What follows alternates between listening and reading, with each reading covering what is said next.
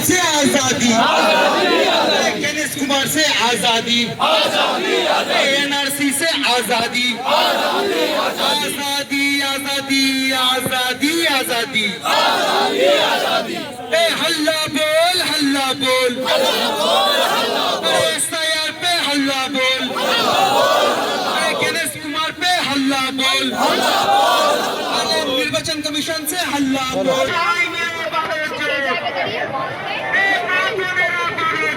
সেই জায়গায় দাঁড়িয়ে একজন আইনজীবী যে তার করে চাঞ্চল্য ছড়ায় এবং তাকে গ্রেফতার করা হয় এবং মুখ্যমন্ত্রী বন্দ্যোপাধ্যায় বলছেন যে তার সিআইডি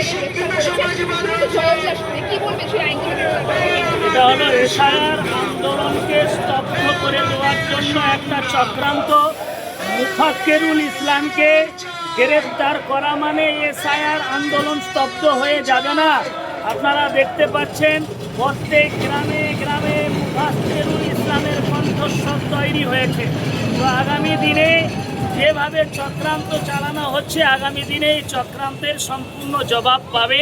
আপনারা জানেন যে এই অবস্থায় যে 90 লক্ষ মানুষকে ডিভোটার করিয়ে দিয়েছে, এখন এই 90 লক্ষ মানুষকে এদের অবস্থাটা কি হবে?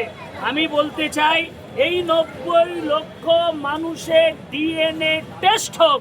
যদি ডিএনএ টেস্ট হয় তাহলে আমি আরেকটা কথা বলবো, যেভাবে 90 লক্ষ মানুষের ডিএনএ টেস্ট করতে হবে, অনুরূপভাবে শুভেন্দু অধিকারীরও ডিএনএ টেস্ট করতে হবে।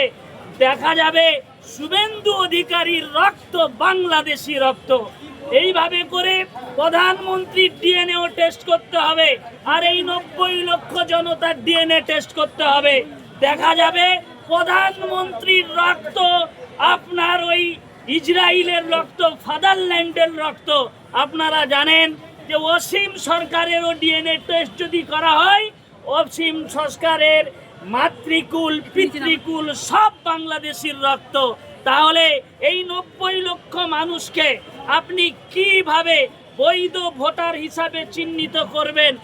ভারতবর্ষের চিকিৎসা বিজ্ঞান অনেক উন্নত।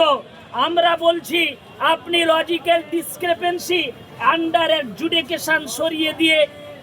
অ্যাডজুডিকেশন সরিয়ে দিয়ে ডিএনএ টেস্ট করান। ডিএনএ টেস্ট করালেই পরে আসল বাংলাদেশি, আসল রোহিঙ্গা খুঁজে পাবেন।